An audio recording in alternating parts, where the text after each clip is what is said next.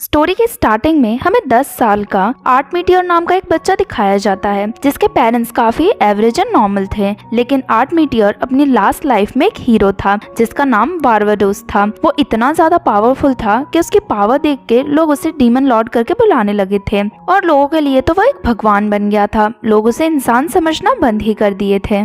लेकिन वो अपनी लाइफ से बहुत ही परेशान हो गया था और वो अपना ह्यूमन नेचर फिर से प्रूव करना चाहता था। इसीलिए वो किसी ऐसे पर्सन से लड़ना चाहता था जो उसे हरा सके, लेकिन अनफॉर्चुनेटली उसे कोई ऐसा पर्सन मिलता ही नहीं है। इसीलिए बारबाडोस की लास्ट विश ये थी कि वो वापस से रीइंकार्नेट करे और फिर से ह्यूमन लाइफ और ह्यूमन नेचर देख सके।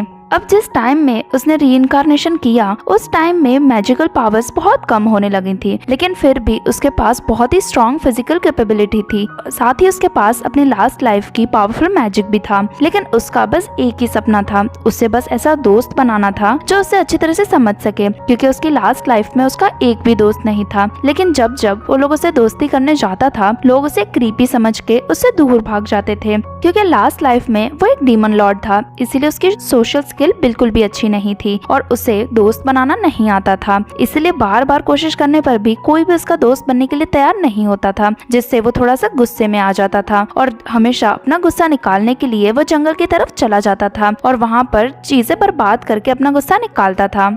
अब कुछ देर बाद जब वो घर आता है तो वो देखता है कि उसके घर पे मेयर ऑलहाइड आई हुई हैं। ऑलहाइड उसे समझाती हैं कि अगर तुम्हें दोस्त बनाना है तो तुम्हें काइंड हार्टेड एंड दूसरों के लिए रिस्पेक्टफुल होना चाहिए। आर्ट को उनकी बातें सुन के फिर से इंस्पिरेशन मिलती है और वो फिर से दोस्त बनाने जाता है, लेकिन इस बार भी उसके दोस्त नहीं बनते हैं। वापस से वो फ्रस्ट्रेटेड हो जाता है और वो जंगल में जाके मॉन्स्टर्स को मारने लगता है।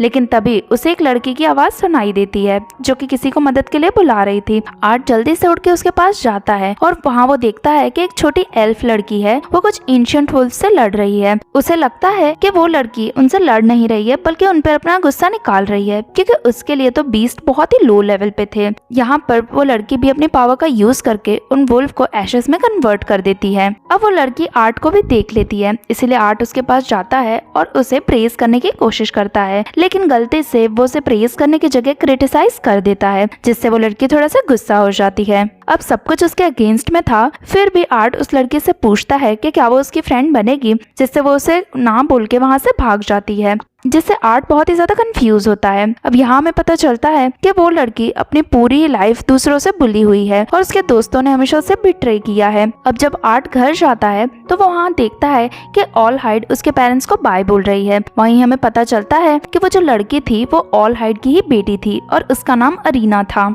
अब इसके बाद आर्ट अपने वापस से सारी कोशिश करता है अरीना को फ्रेंड बनाने के लिए। वो वियर्ड हरकतें करता है लेकिन हर बार फेल हो जाता है और अरीना उसकी फ्रेंड नहीं बनना चाहती है, जिससे वो उसे ढूंढने जाता है। जब वो उड़ रहा था तभी वो देखता है कि अरीना मुसीबत में है। वो पूरी तरीके से गॉब्लिन एंड हॉब गॉब्लिन से सराउंडेड है। वो अपने पूरी ताकत से उनसे लड़ने की कोशिश करती है, लेकिन उसी टाइम पे हॉब गॉब्लिन उसे टीज करते हुए पूछता है कि क्या वो किसी का वेट कर रही है जो आके उसे सेव करेगा। उसी टाइम पे अरीना रियलाइज करती है कि वो पूरी ही तरीके से अकेली है और वो गिव अप करने का सोच लेती है, लेकिन उसी टाइम आर्ट वहाँ आ जाता है और सभी गॉब्लिन्स को मार देता है। फिर वो अपने पावर का यूज करके जो लास्ट के 2 गॉब्लिन एंड हॉब गॉब्लिन थे उन्हें भी मार देता है और फिर वो अरीना की हेल्प करता है, लेकिन अरीना उसकी हेल्प लेने से मना कर देती है और उसे कहती है कि जब उसे मरना था तो उसने उसकी हेल्प क्यों करी, जिस पर आर्ट उसे कहता है कि वो उसकी फ्रेंड है इसलिए उसने उसकी हेल्प करी है। लेकिन अरीना श्योर थी कि जैसे उसके बाकी सब दोस्तों ने उसे धोखा दिया था वैसे आर्ट भी उसे धोखा दे देगा, लेकिन आर्ट ऐसा करने से मना करता है क्योंकि उसने प्रीवियस लाइफ में ऑलरेडी अपनी बहुत अच्छी फ्रेंड को धोखा दिया था, इसलिए इस बार वो अच्छे से फ्रेंडशिप करना चाहता था।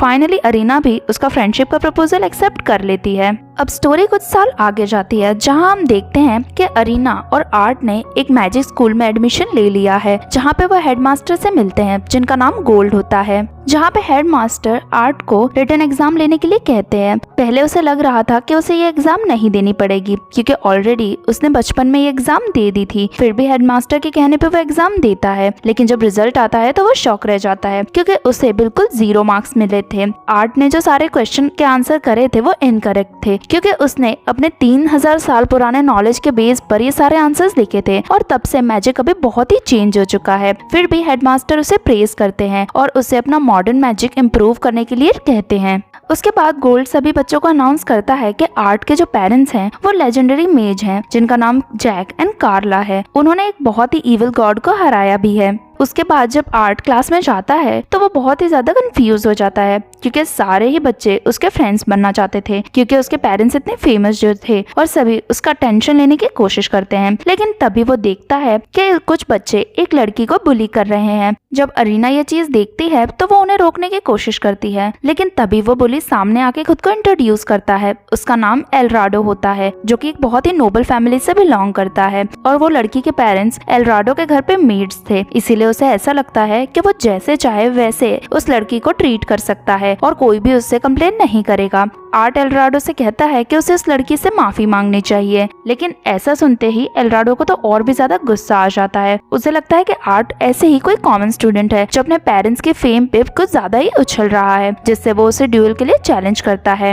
ये सुनते ही अरीना आर्ट को रोकती है और कहती है कि एल्राडो बहुत ही बड़ा जीनियस है, वो यंगेस्ट पर्सन है जिसको रैंक सी का मैजिशियन स्टेटस मिला है। लेकिन फिर भी आर्ट लड़ने के लिए रेडी था। लेकिन उसी टाइम पे क्लास में एक टीचर आती है जिसका नाम ओलिविया था। जैसे ही हार्ट उन्हें देखता है वो शॉक रह जाता है क्योंकि वो डीमन लॉर्ड की टॉप जनरल थी, साथ ही वो उसकी फॉस्टर सिस्टर भी थी और उसे यकीन नहीं होता है कि वो अभी भी जिंदा है। आर्ट को लगता है कि वो अभी भी उससे गुस्सा होगी, इतने सालों पहले उसने अपनी सारी ही ड्यूटी छोड़कर इनकारनेशन किया था, इसीलिए वो उसके सामने एकदम कैजुअली एक्ट करने का नाटक करता है। लेकिन जैसे ही वो उससे बात करने जाता है वो ऑलमोस्ट पकड़ा जाता है, लेकिन ओलिविया उसे पहचान नहीं पाती है और वो उनसे कहती है कि अगर उन्हें ड्यूल करना भी है तो वो बाहर जाके करे, वहाँ पे वो खड़ी होकर उनका ड्यूल देखेगी। उसके बाद दोनों बाहर जाते हैं। अब आर्ट को समझ में नहीं आ रहा था कि वो एल्राडो से कैसे लड़े, क्योंकि उसे पता था कि अगर वो ओलिविया के सामने एल्राडो से लड़ेगा तो ओलिविया शायद उसकी ट्रू आइडेंटिटी पहचान जाएगी। लेकिन एल्राडो तो अपनी स्किल से बहुत ही ज्यादा इम्प्रेस था। उसे पता था कि वो तो इस लड़के को इजीली हरा देगा, जिससे वो उसे मॉक करते हुए स्नोफ्लेक्स पे बुलाता है।